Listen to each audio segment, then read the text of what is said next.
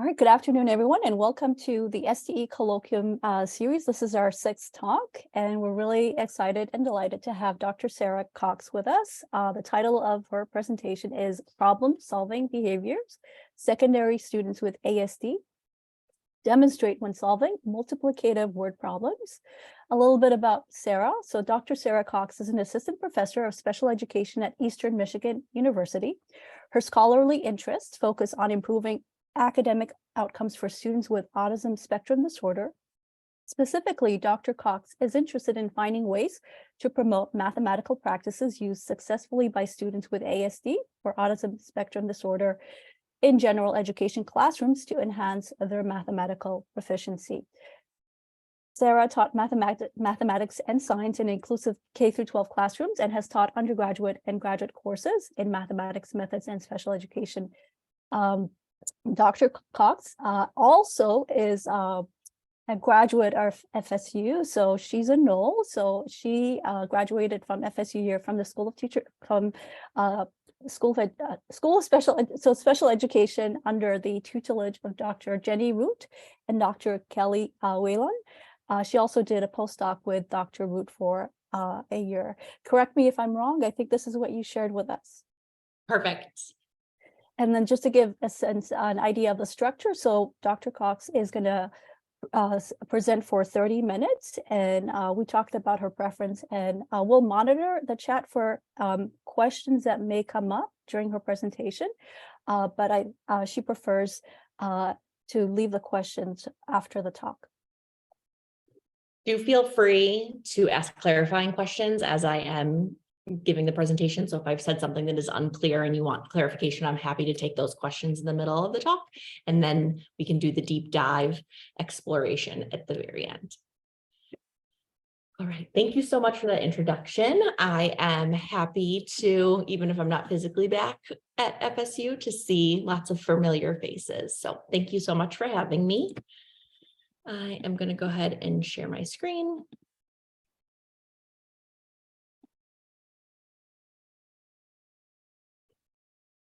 Can you all see that okay? Excellent. Thank you for the thumbs up.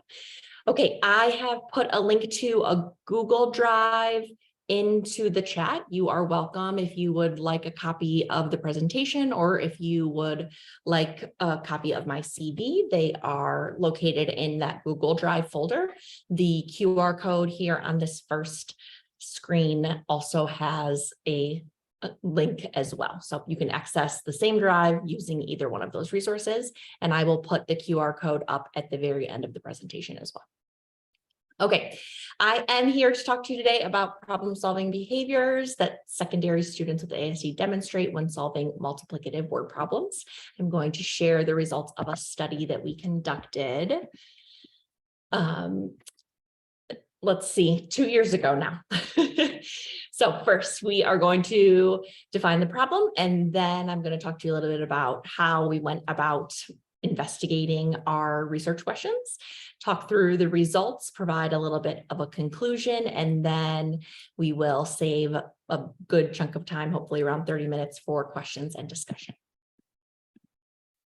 Okay, so when we define the problem, I know that we have an audience here who work in several different fields, and so we all have different backgrounds of our areas of interest and areas of expertise. So I'm going to try and provide an overview of all of the important things.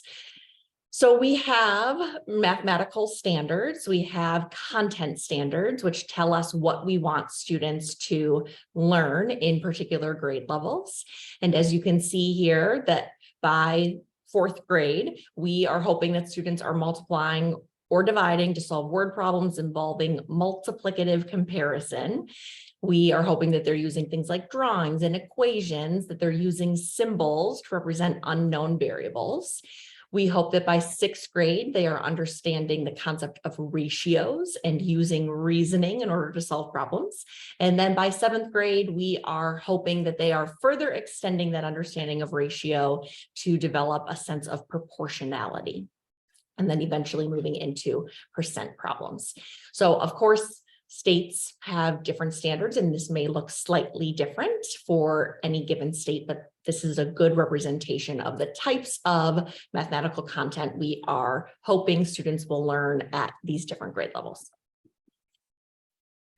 In addition to the content standards, we also have practice standards, and the practice standards tell us how we want students to be engaging in this mathematical content. So some of the practice standards are asking that students are making sense of the problems, that they're persevering through them, so they're not just giving up, that they're working all the way through those problems, that they are reasoning abstractly and quantitatively, that they're able to model with mathematics, that they are using tools strategically and appropriately, and that they are looking for and making sense of structure. And I'll talk a little bit more about how we kind of defined this in this particular study.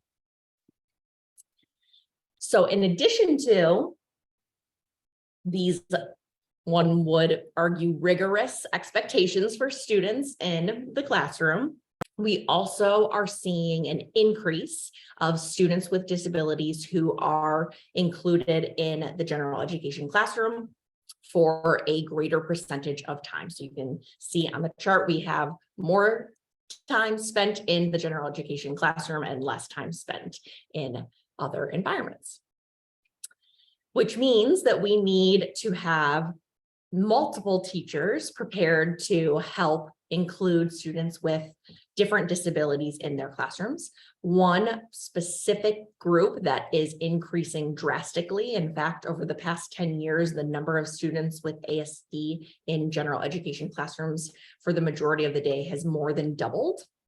So we have a lot of students who are spending time in these environments. Those are our focal students for this particular study. We know that the prevalence of autism includes or is also increasing. So that is likely part of why we are seeing this increase in schools as well. These students are held to the exact same educational expectations as their typically developing peers. We also know that not all students with a medical diagnosis of ASD will receive special education services, which I'll talk about here in just a second. And we continue to see very high rates of under and unemployment for this group of individuals. All right, so for those of you who may not be familiar with what autism spectrum disorder is, according to the most recent DSM, the medical diagnosis of ASD, meaning that a student who is diagnosed medically with ASD displays deficits and or delays in the area of social communication. And they also display some kind of repetitive behaviors and or interests. You will notice that there are no academic or intellectual variables here that are mentioned. These two behaviors and or characteristics do play a role sometimes in their success in schools, which we'll talk about here shortly, but those are the two areas that we expect to see in individuals who receive that diagnosis. Separate from the medical diagnosis is an educational eligibility. So schools then determine if students are in fact eligible for special education services. And each state under IDEA might have slight variations of what this looks like. Here in Michigan, it requires 3 things to receive services under the autism umbrella. The student must display that their autism impacts their verbal and nonverbal communication, that they have some kind of difference in their social interaction from their peers, and there is some evidence that they engage in repetitive activities or movements, behaviors, including things like resistance to change or difficulties with transitions. And then the key aspect for an educational eligibility piece is that they need to have some kind of educational need. This does not, however, mean that they need to have academic difficulties per se. This could be academic or social or emotional if they are having a difficult time in school that is related to their autism diagnosis that will qualify them for special education services. So that being said, we do have kids who are in classrooms who may have a medical diagnosis of ASD, but may not have the special education label and receive those services. So when we look at the literature and the statistics, what we think right now is that the mathematical abilities of students with autism is highly variable. It is a very heterogeneous group to begin with. We do see patterns of more likely they are going to experience mathematical difficulties than their typically developing peers. They're also more likely to experience difficulties than they are to experience mathematical giftedness, which is against what popular media might have us believe, or might be against what we thought previously. We do see that some demonstrate strengths in things like rote procedures and or calculations, and that many students with ASD have difficulties with abstract concepts, explaining or reasoning, and specifically with word problems. Other observed patterns, we know that there is an achievement gap between students with autism and their typically developing peers. We also see that this achievement gap continues to widen drastically around 5th grade into middle school and continues to grow. We also know, however, that this particular group of students is most likely to pursue some kind of STEM career. And when they do, they are more likely to persist and maintain in that field. However, they are still experiencing very high on and underemployment rates. So that leads us to, well, what do we not know? And we don't know a lot of things, but the thing we focused on for this particular study is what is the pattern of performance for students with ASD when they're solving multiplicative word problems. So if we know that this gap starts to appear around 5th grade, when multiplication in particular starts to become more and more prevalent, is it something about that multiplicative understanding and process that is part of the difficulties that they are experiencing? And then if we do not provide additional intervention, what kinds of strengths, difficulties, and or strategies might we observe in the students? We had 3 research questions. The first was really asking, if we give students multiplicative word problems, which kinds are they most and least successful with? The second question is really looking at what are those patterns, the kinds of strengths and or difficulties that we might observe. And then the third question focused on, do we see evidence of similar strategies or kinds of strategies that students with ASD might employ? So to investigate those questions, we used a mixed methods design. We first collected some descriptive statistics and then did a thematic analysis and then went back and revised that a little bit. We had 15 total participants. They were all secondary students, meaning that they were in middle or high school, meaning that they were beyond the grade level in which we would expect them to have already had instruction in multiplicative reasoning and multiplicative word problem solving. And then all of them had a diagnosis of autism spectrum disorder without an intellectual disability, which is what ID is.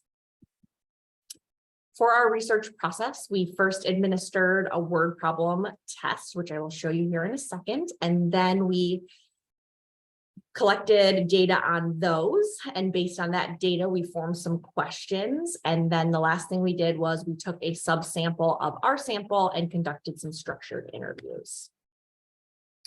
A closer look at our participants. In order to be included in our study, the participants needed to have demonstrated success in multiplicative word problems. So in fact, we were recruiting students for an intervention study where we were teaching them to solve multiplicative comparison problems. And these were students that scored too high for that particular intervention. So these students were students that we knew had some success already, but we weren't sure if there would be differences between the different kinds of multiplication problems.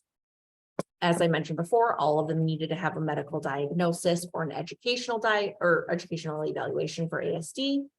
There were 15 total students, 13 were male and 2 were female. This is very common in autism and autism research.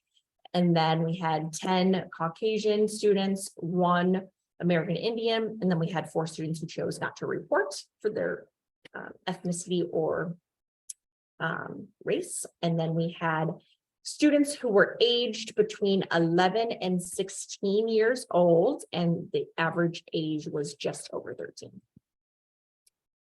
There were 2 versions of the test that we randomly distributed. We did this in part because we had a couple of siblings, and so we did not want to send the same test home to the siblings. But other than that, we randomly distributed.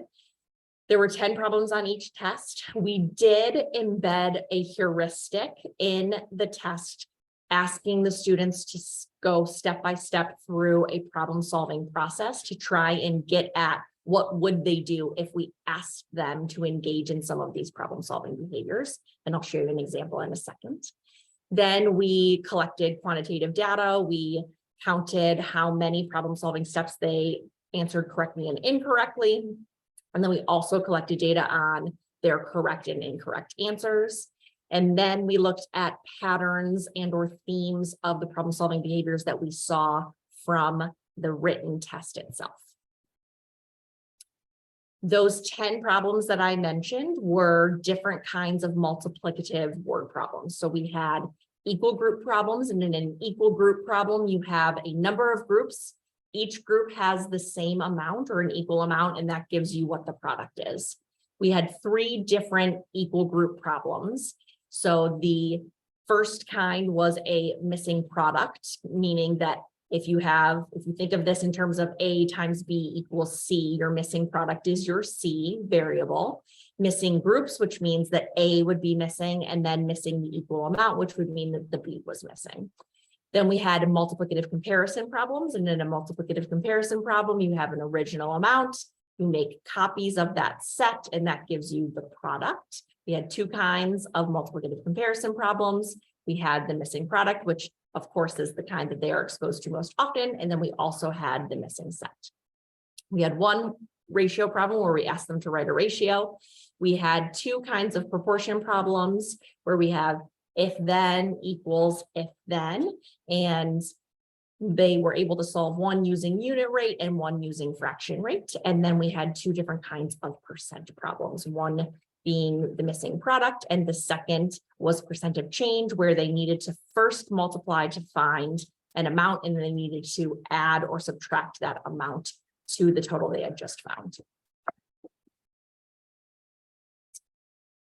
So this was the problem solving test that we sent home. As you can see, we did embed some of these problem solving behaviors or steps into the test. So we asked them to read the problem, underline what was important. We asked them specifically to draw a diagram. We asked them to write an equation or a number sentence. We then asked them to solve the problem and gave them 4 different ways that they could solve it. We told them they could use some kind of manipulative, they could use a calculator, they could write out their answer and show their work, or they could do mental math. Then we asked them to write their answer, and then we asked them to check their answer and circle which method they used, and we asked that it was different than the first way they solved. And then we also sent home a video explaining what we were hoping that they would do. Then when we collected them, there were answer keys that each of us used, and at least 2 people reviewed them and scored them to determine whether their step was correct or incorrect. We had a manual that had the definition of what the expected behavior was, along with examples and non-examples. We had our coding sheets, and so for each one of these, we were marking whether that step was correct or incorrect, and we also noted any kind of qualitative observation that we had made of the student behavior that might inform our questions. From there, we generated interview questions to ask a subsample, and the 4 specific questions we asked them was, when a teacher gives you a math word problem to solve, what process do you use? How do you usually check your work? And then what are you working on in math right now? And what makes math easier or harder for you? We used Seesaw to also give them some multiplicative questions while we were there to watch how they solved it. Then we conducted these structured interviews with 5 different students in a Zoom meeting. We asked a general question, then we asked them to solve a word problem. We asked any clarifying questions, and then we repeated this pattern until all of the questions had been answered. For the analysis, we measured accuracy and frequency of their steps and the problem solved. And then we also looked for any kinds of patterns of performance or approaches that they used. And then we merged those findings together to make some determinations. So for our findings, we found that, remember, these are our problem types.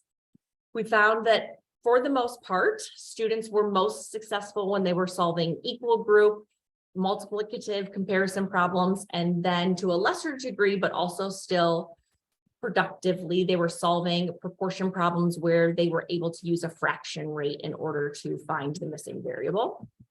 On the other hand, they were least successful with ratio and percent of change in particular, and also with unit rate and product.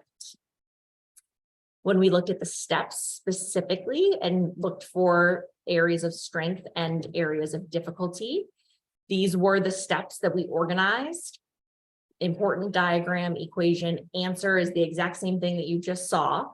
Label, and then checking. I have to make the caveat that the only way for us to measure from the permanent product whether they checked their work or not was if they circled something. So basically, if they circled something, they got a point for checking their work. So this is likely not the best measure of whether they checked their work. Okay, so to orient you to this, because there's a lot of bars that are about to come onto your screen. Our y-axis is the percentage of steps that they answered correctly for each problem type.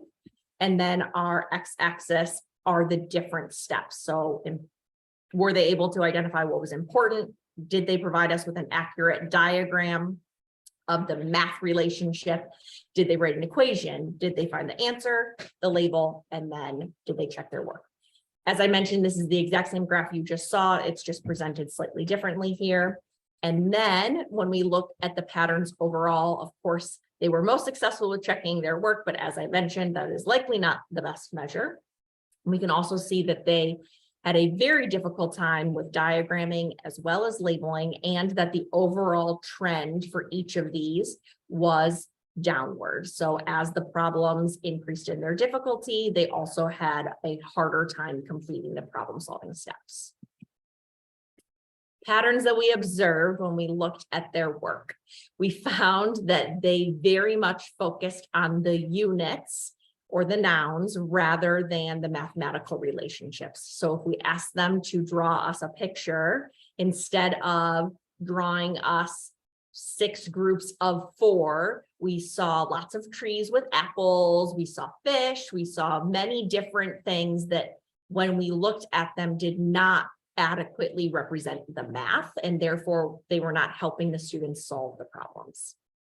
We did see a correlation between students who were able to draw meaningful diagrams, and those students were then more likely to answer the question correctly. Now, whether their meaningful diagrams led to a correct answer, or if they were able to draw a meaningful diagram because they deeply understood the math, obviously we are not able to tell from this study, but there was that correlation there. We also saw that they had the most difficulty with any problem that had more than 2 mathematical quantities in it. So proportions in particular, and then those percent of change problems where they had to do multiple steps were very difficult for them. And we saw evidence that most of them were guessing. We saw things like, I don't know, I've never done this before, was written in. We saw addition, we saw question marks written. There were many different ideas or evidence that they were not sure what to do when we threw an extra number at them. In terms of strategies, we saw many of them were underlining things that were likely taught to them as keywords. So things like more or things like times. If you've ever been into a math classroom and you see the poster on the wall that says keywords. I was in one the other day and had a little division symbol, and that it said, look for these words for multiplication. We know that the keyword strategy can lead to faulty understanding for word problems, but we saw a lot of evidence that they had been taught to use keywords. We heard from them in the interviews many tips and tricks that they had learned, but none of them could explain what the tip was or use it successfully. We saw many of them focused on operations, and you're going to hear from one of the students here in a second of what this looked like. None of them could describe an attack strategy for how do you go about solving a math problem.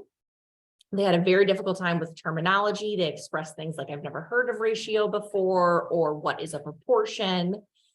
They might have known, like, I've heard percent, but I don't remember what that is. And then we did see evidence for some of them that they were using reasoning. So for example, one student that we were interviewing solved a percent problem and got to the end where his answer was 200 states. And he said, wait, there aren't 200 states.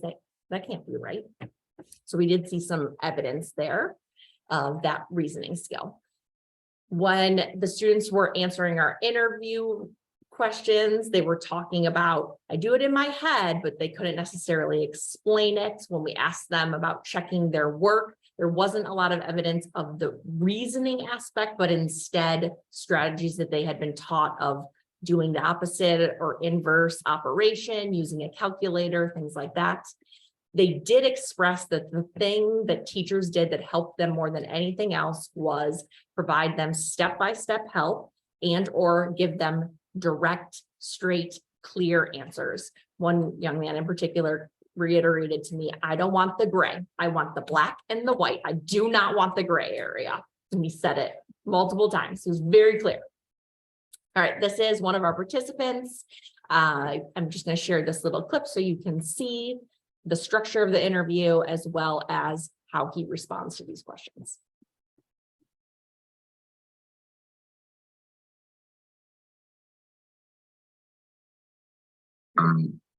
You repeat that again? Yes. When a math teacher gives you a word problem to solve, what process do you use to find an answer? What process do I use to find an answer? I just kind of look at what I see. Like I look at the word problem. Okay. And then I kind of just look at the information given to me and solve it from there. Like it depends on what kind of word problem it is. What kind of word problem? Can you tell me a little bit more about that? Well, it's difficult to explain. Like it depends. Like if I'm given multiplication or division or fractions or anything like that, then it's very different every time. Okay, great. So some of the strategies that my students used to use would be like drawing a picture or writing a number sentence. They might underline important parts. Have you ever used any of those strategies before? Oh, that's what you mean. Okay, so yes, I just kind of write it down as I go, and I just kind of keep it in my head. Like normally I'll write down the question either in a calculator or like I'll write down like the numbers that I'm supposed to remember. Okay. So, like, and like the problem itself, or write it down on a paper. It depends. Now that I'm in virtual, I normally just type it down on my calculator, and then that's just all from there. Okay, great. That's very helpful. Thank you so much. All right, so now I'm going to give you a Sorry.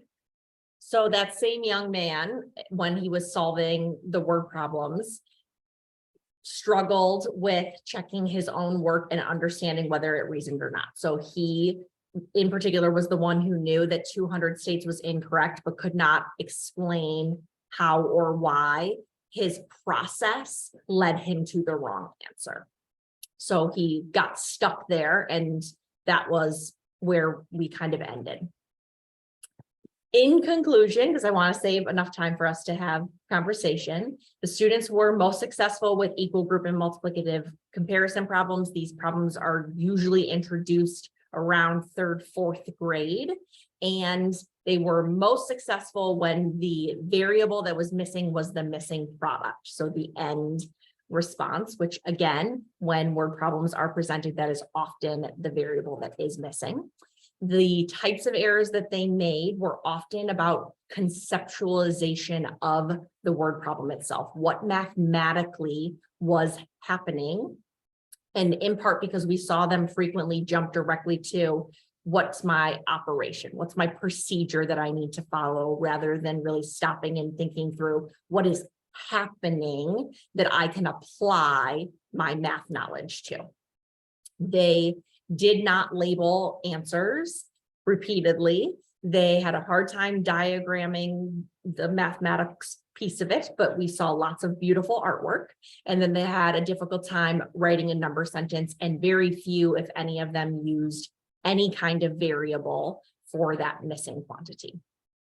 We saw, in terms of strategies that they used, we didn't see a lot of evidence of a reliable strategy. We did hear students talk about, I think about it in my head, or I write it down, or I use a calculator. We did see evidence that some of them might have been taught keywords, but in terms of a reliable strategy of how to approach a word problem, we did not see evidence of that. Instead, we saw, as I mentioned, a very strong focus on that operation. What do I need to do? Do I need to multiply? Do I need to divide? Or do I need to add? Of course, as any research, there are limitations. We did have a very small sample size here, so the generalization of this outside here is unknown. Individuals with ASD are also very heterogeneous, so again, that could lead to difficulties with generalization. And then on top of that, there are unknown differences between, if we gave this same test to students who do not have ASD, would we find similar or different patterns of behavior? So we have some unknown differences here as well. Some implications that we argue we might be able to take away from this is that problem-solving behaviors may need to explicitly be taught, particularly for students with ASD. So if we want them to do things like diagram or model in mathematics, if we want them to write number sentences or equations, we very well may need to teach them explicitly how to do that. Conceptualization of the mathematics may be a barrier for them. So as we are teaching things like word problems, we need to be very careful about using things like keywords that do not help them understand mathematically what's going on. We need to encourage teachers to expose students to all multiplicative word problem types. These students were all well beyond 3rd or 4th grade, and so they should have been exposed to all of the problem types, but there was evidence that not all of them had been, or they had not successfully learned those problem types. Because we did see that students who were able to use those diagrams successfully did lead to better outcomes for them, there might be evidence there that if we explicitly teach students how to diagram or represent that math, it may lead them to the ability to arrive at the correct answer. In my intervention work, I've also seen those diagrams help students reason and communicate that reasoning as they are solving the problem. And then, as always, we need to be aware of tips or tricks that don't lead to understanding, because they can be misused in the future. For next steps, we can look for similarities and or differences between groups of students. Are there particular student characteristics that might lead to some of these observations? And or is there some kind of instructional history that might lead to this? This was a random sample of 15 students across the United States, so we do not have any information on their instructional history. All right, I went a few minutes over, but we do still have 25 minutes for questions and discussion. So at this point, Dr. Cox will entertain questions. If you have a question, feel free to raise your virtual hand or put it in the chat.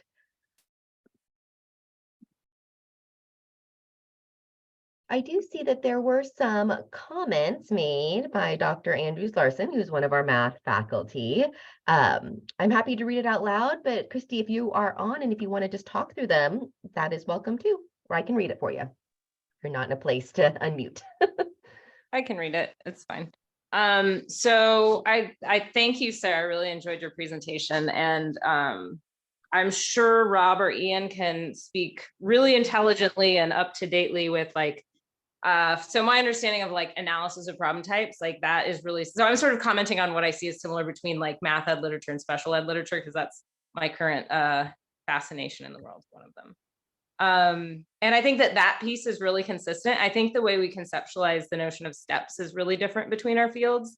But what I found really interesting is one of your findings about like fractional ratios being more accessible than unit rates to students among this population, that is broadly consistent with my understanding of the literature that proposes that unit rates are more conceptually challenging for students, and yet in the standards they're taught at 6th grade unit rates and 7th grade ratio and proportion, which is, I don't know who made that choice, but maybe someone here probably knows who made that choice. So I feel like that's really interesting. And then the other piece is, I feel like there's this notion that math ed and special ed see explicit instruction differently. Like math ed says explicit instruction is bad and special ed says it's good. And I think that's too simplistic, especially based on our recent conversations. And one of the things I wonder is, so frameworks that define quantities and quantitative reasoning, so quantities being different than numbers, and that a quantity is something that's measurable, whether it's been measured or not. So like 3 feet would be a quantity, but 3 would be a number.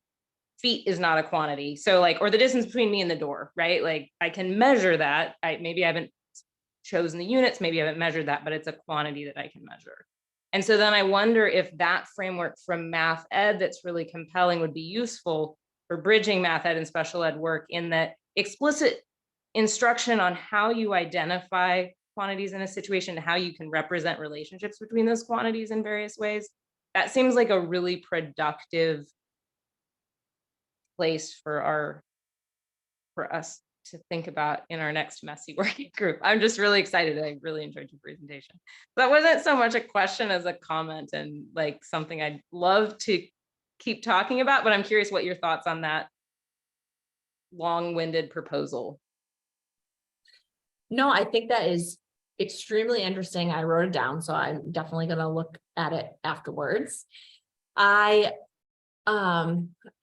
see, where do I start? I agree that the dichotomy of explicit instruction versus discovery learning or constructivism, or, you know, a different, more open-ended version from my experience is, it is there, it is present.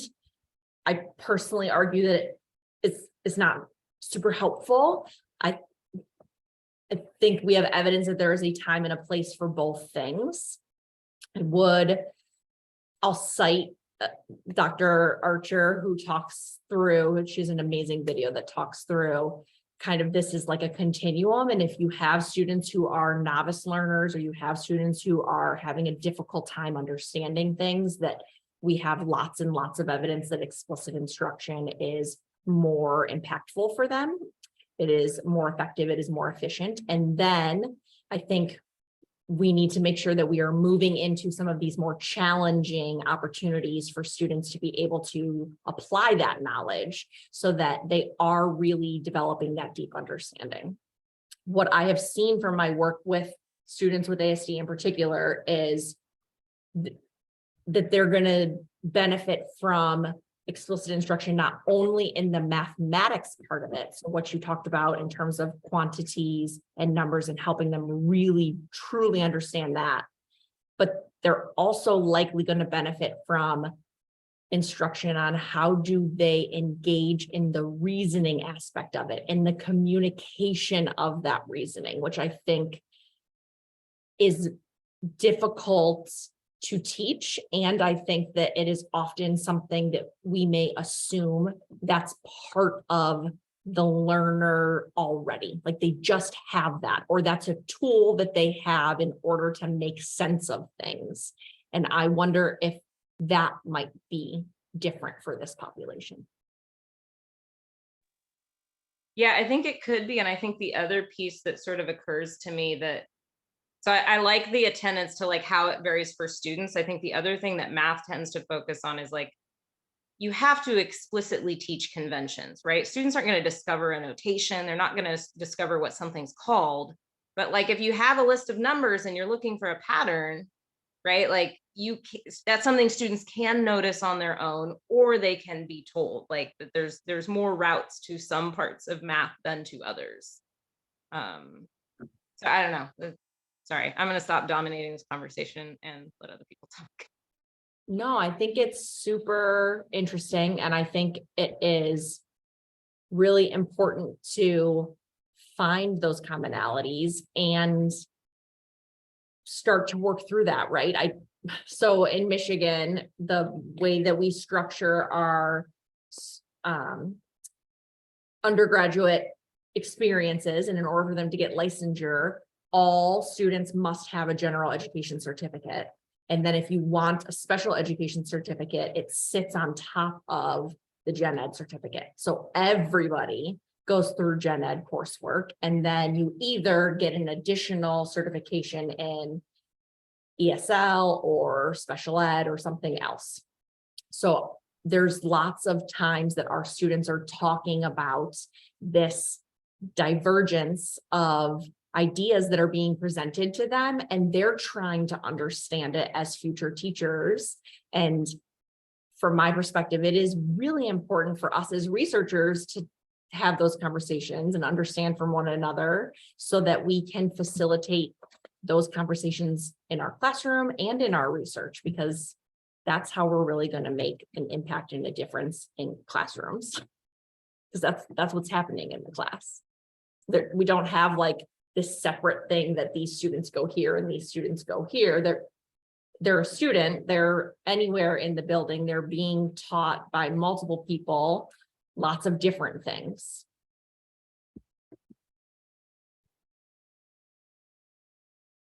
Great. And Dr. Root also commented agreeing with you and providing a little bit more explanation. So if you are interested, make sure you're following along in the chat. My advisor, when I was in the doctor program, always said one of the best signs of a good presentation is that it inspires really rich conversation and lots of questions. So I think that this bodes well on you, Dr. Cox, that you're inspiring lots of great conversation. I want to make sure that we have some time to address some of the other questions that popped up in the comment section. Please forgive me if I say your name wrong. Anaris asked in the comment section if you could talk a little bit more about the word problems that you used in the study, how you created them, or if they were already existing that you pulled from research studies.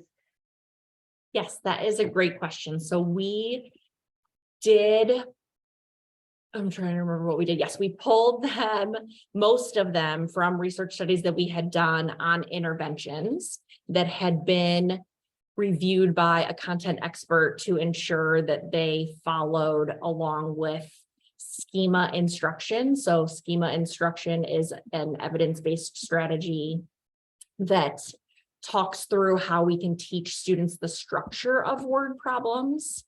I will give some examples here. I made these last night in terms of, so these are not examples of word problems that we gave the students specifically, but this is the type of format that the word problems themselves took. So a percent problem would present them with some information that they either needed to divide to get to a percent, or they needed to multiply a number by a percent to get their answer. And then this is an example of a percent of change kind of problem.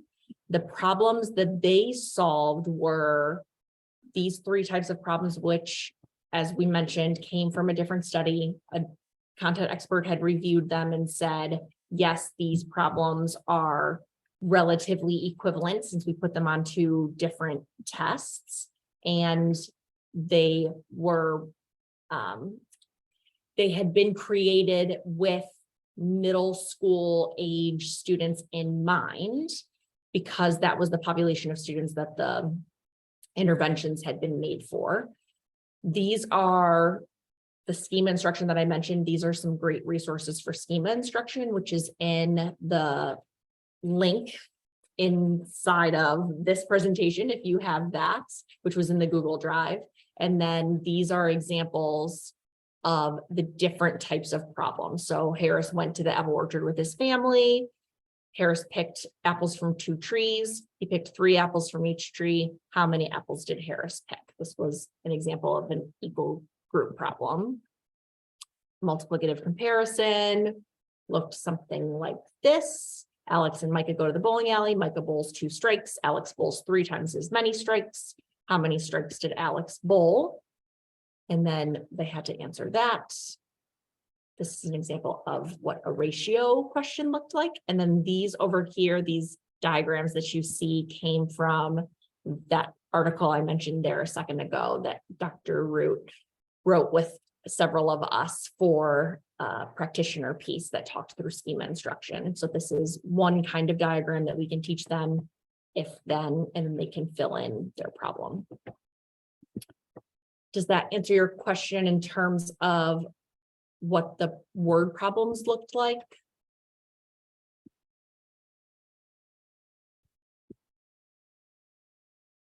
She said, yes, thank you. Okay, great. And then I saw there was a follow-up to that were the small boxes next to each section meant for the students to use? Oh, great question. They were meant for the students to use. So that was a life lesson that I learned because one of the first studies I did not put boxes. So I think what you're talking about are these little check boxes.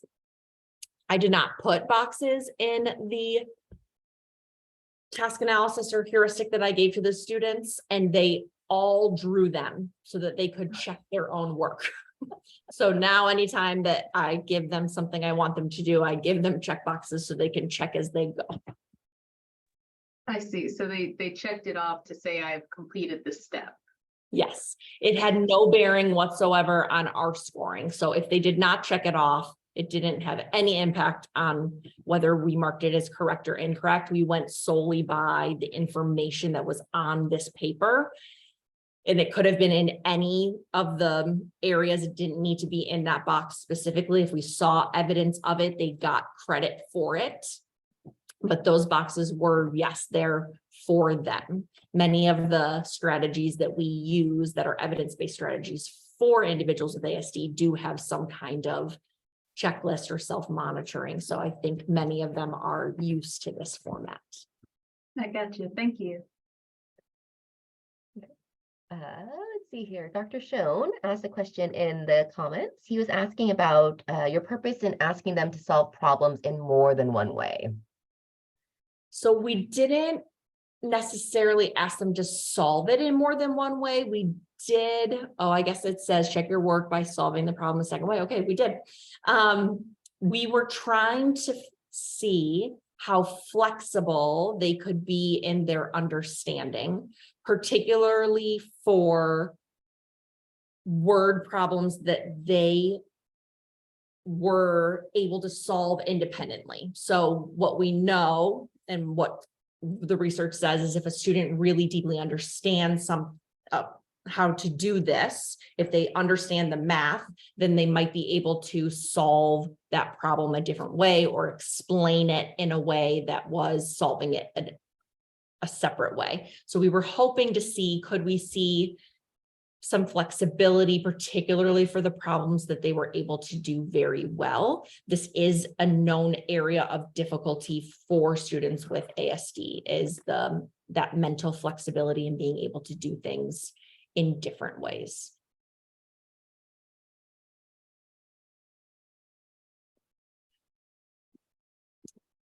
As I mentioned, that was the idea. Unfortunately, we didn't capture it with this test because they just circled it. So we had no way of really knowing, could they do it a separate way? Yes, of course.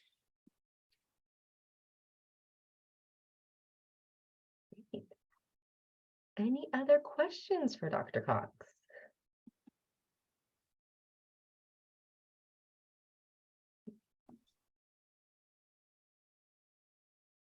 So Dr. Cox, we have a number of doctoral students who are in the room, as well as some early career folks, and you are well, not too recent of a graduate, but you can remember being a student, and you are technically still early career. Is this work is this work your dissertation work, or did it lead from your dissertation project? And if so, do you have any advice for our folks who are nearing the early career faculty role, and your advice to them in terms of building for your dissertation project? Yeah, that is a great question. So this is not my dissertation work. My dissertation work was intervention-based research, looking specifically at teaching mathematical problem solving to students with ASD. So this did stem from that. This also came about in part because we were still in COVID, more so than we are now, and things were closed and intervention research was not happening. So I did not highlight this at the beginning, and I really should have, but this study was done in part from funding from an AERA Division K grant that was specifically a COVID related grant. So we were using the funding to try and do intervention-based research digitally, so virtually. And then we also did this separate study to try and understand or start to get at what were some of the differences of these behaviors outside of all of the interventions that we had done. So up until this point, we really focused on, and my work had focused specifically on, could I teach them to do these things? But I had not looked at, if I don't teach them, what will they just do? What can they do independently on their own? Which hopefully eventually could inform intervention work. In terms of advice, I never feel qualified to give advice. I would say that for early career, you really need to make use of your resources and find ways to be productive that you might need to get creative. You might need to lean heavily on certain things. So for example, my situation right now, I am at a very heavy teaching focused institution. It is technically an R2, but I have a 4-4 teaching load, and most of them are new preps for me. So I'm going into my 3rd year, and teaching takes me a lot of time. So I have had to get creative in terms of how do I maintain research productivity in an environment that I don't know that I anticipated being in like this. So if you would have asked me in my doctoral program if I would have done a study like this, I probably would have said no. That my passion, my heart, my joy is, well, and Dr. Rue probably would confirm, is being with students and teaching them. I love being able to walk away and see the student who says like, oh, that's amazing. It hurt me to interview the students and have them tell me things and not give them the answers.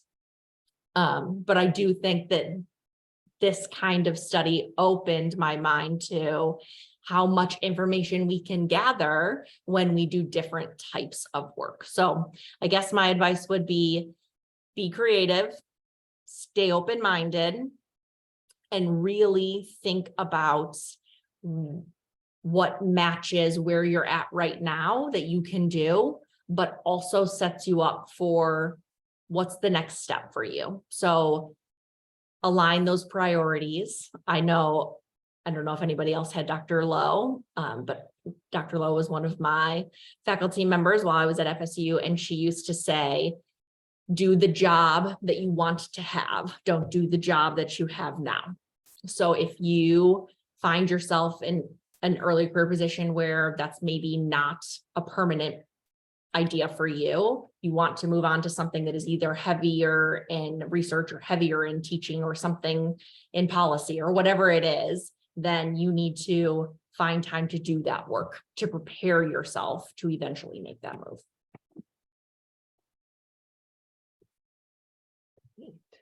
Thank you. All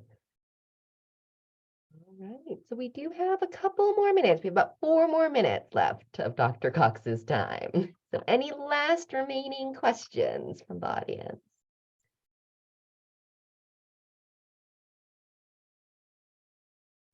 So I have a related question that I know the answer to, but I want to hear you explain.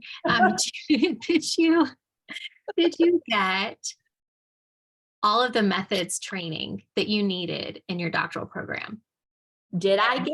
And as far as like research methods, like what have you, it's not just continuing to do research independently, but what other things have you done as an early career faculty to keep growing in your skills after you graduated? It's funny to have you ask me that because I know you know these answers. Okay, so my primary methodology, because I am interested in intervention research, has been single case research. So to keep up with single case research in particular, I attended an IES funded advanced single case institute this last summer that was in Madison. It was an amazing opportunity. I learned from many of the people from whom their articles were what informed my doctoral degree and my understanding of single case research. And I already felt like I had a very solid understanding because I learned from brilliant scholars who do single case research themselves. So to learn a different way or from different people, not necessarily a different way, but the things that were really important to them are things that they highlighted at this institute. So pushing myself to learn more, even about the thing that I was most confident in, I think was a really fascinating opportunity. And I enjoyed that a lot. I've also attended other IES sponsored events to push myself outside of my own research methodology, in part because I continued to have all of these questions that I couldn't answer with single case, and remembered my training said that your method is determined by your question. And so I knew that I needed to expand my horizons. So I've also attended the IES Smart Design series, which again was interesting and very different than what I had done before. In addition to that, I have sought out mentorship and advice from colleagues around me. So I have colleagues who are very interested in different kinds of work than I am. And so I have tried to collaborate with them and learn from them, even if it is getting book recommendations of, I think for example, in our intervention research, we have started to really think deeply about how are we getting at the social validity of this? So how do we know that students and parents and teachers actually want to use this and will use this in the future? And in order to do that, we needed to use more of a qualitative approach. And so trying to learn about mixed methods and how to combine these things has been very interesting. And so making use of all of those resources, there are a ton of workshops that are available that are for the purpose of, and I don't think I knew this at the time, they're for the purpose of scholars who want to extend their understanding of research. So when I would first look at them, like when I first looked at the smart design, I thought, I can't do that. I don't know anything about smart design. And it was intentional for people to learn more, because it is not expected that you are an expert in all of them coming out of your program. All right, thank you. It is actually exactly 2 o'clock, so our timing is perfect. I'd like to thank Dr. Cox for joining us, and thank you all for attending. She did share her contact information, so I assume then that it's okay that people reach out to you should they have any questions or anything they want to talk with you about. Please do. I am always eager to have conversations. So please reach out. Thank you, all of you, for coming. I appreciate it. And we are recording this, so this will be available to you. All right. So we'll see you next month. Thanks, everyone. Thank you.